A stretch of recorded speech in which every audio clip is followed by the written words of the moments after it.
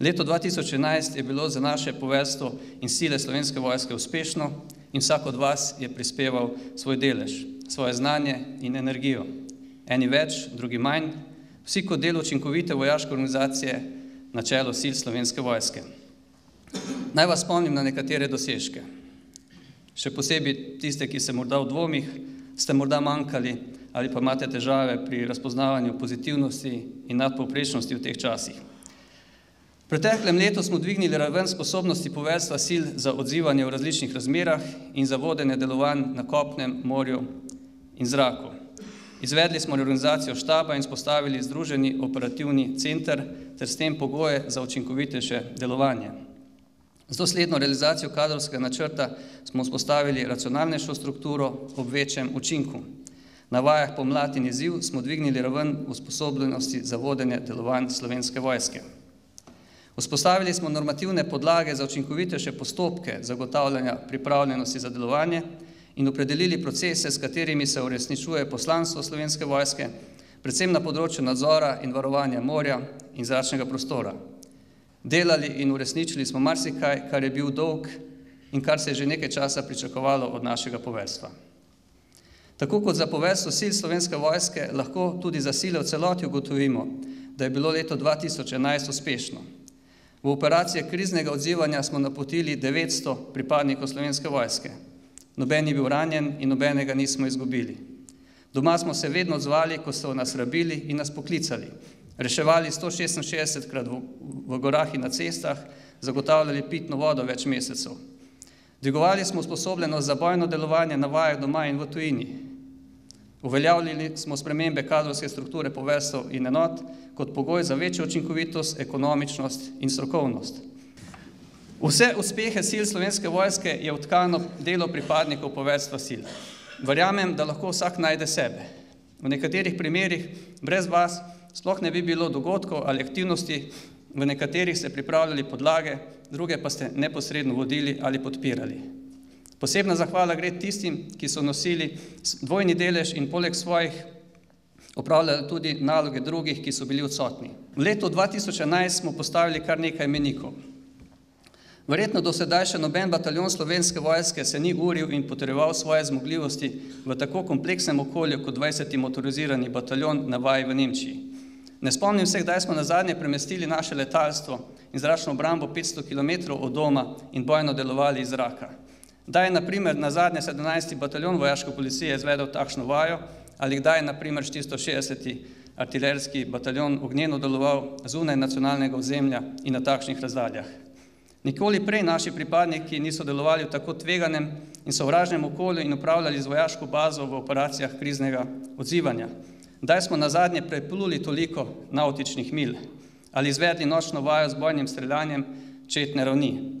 Slovenska vojska je v letu 2011 dosegla višjo usposobljenost in sposobnost delovanja doma in zunaj domovine v pogojih, ko so se drastično zmanjšala finančna sredstva in ko je v njihovi porabi odločal uradnik na nadministrstvu za finance, ki ne nosi nobene odgovornosti za pripravljenost enot ali za varnost pripadnikov Slovenske vojske.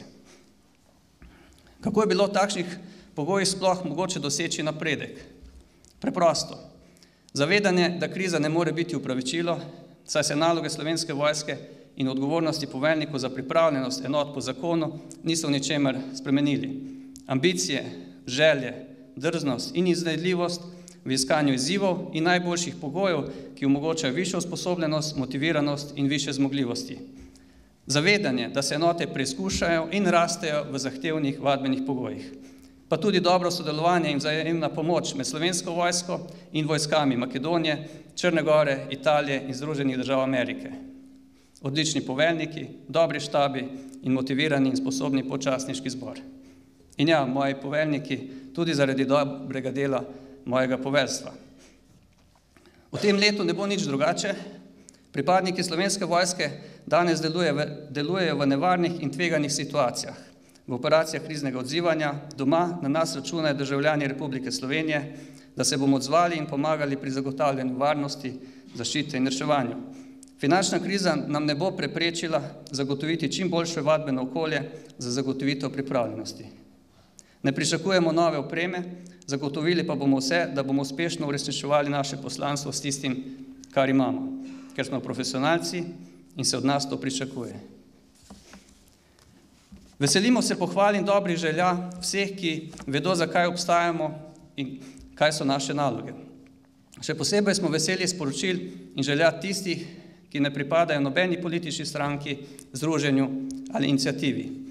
Tistih, ki jih ne zanimajo politični razlogi, zakaj smo na primer v Afganistanu, vedo pa, da je to naša naloga in vedo, kako je biti od doma, kako je čakati nekoga, da se vrne domov. To so naši mali prijatelji, ki sporočajo dobre želje pripadnikom Slovenske vojske v operacijah kriznega odzivanja. Tudi letos so jih poslali v Afganistan, v Libanon, Bosno in Hercegovino in na Kosovo. Vesel sem, da ste z nami danes gospe iz vrtca in osnovne šole v Šenčurju, Irena Križnar, ki je pobudnica tega projekta, in Andreja Režek, ki jo vljudno vabim na oder, ker bi me rada predal spomin na današnje srečanje in zahvalo za njihovo prijaznost in skrb. Veseli smo iskrenih sporočil vseh, tudi in še posebej naše najbolj kompetentne opazovalke in kritičarke in naše najbolj zveste zaveznice, ki bi rad predal spomin zahvalo nekaj utrinkov iz verjetno njenih najlepših trenutkov, ko je bila med vojaki Slovenske vojske.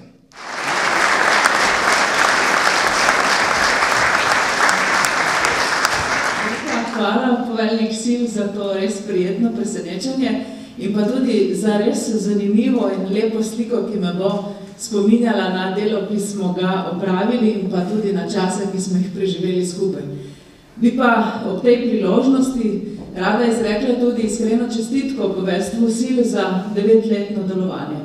Poveljnik, vi ste zelo lepo, natančno opisali, kaj vse se je zgodilo v enem letu delovanja poveljstva sil in res je bilo to zelo veliko stvari. Ampak, če bi vsako leto od teh 9 let opisali na podoben način, bi videli, kakšen neverjeten razvoj je Slovenska vojska naredila v teh 9 letih in koliko poti, koliko kilometrov, koliko goriva, koliko znoja in koliko neverjetnega dela naših pripadnikov in pripadnic je bilo narejenega v teh 9 letih. Pomembno je tudi povedati, da so bili v tem času verjetno narejeni največji uspehi Slovenske vojske. Vključitev v Zvezo NATO, v Evropsko unijo, vse to je bilo treba pospremiti tudi z delom Slovenske vojske. Treba je bilo afilirati mnoge enote, treba je bilo spraviti v operativno uporabo ogromno sredstev.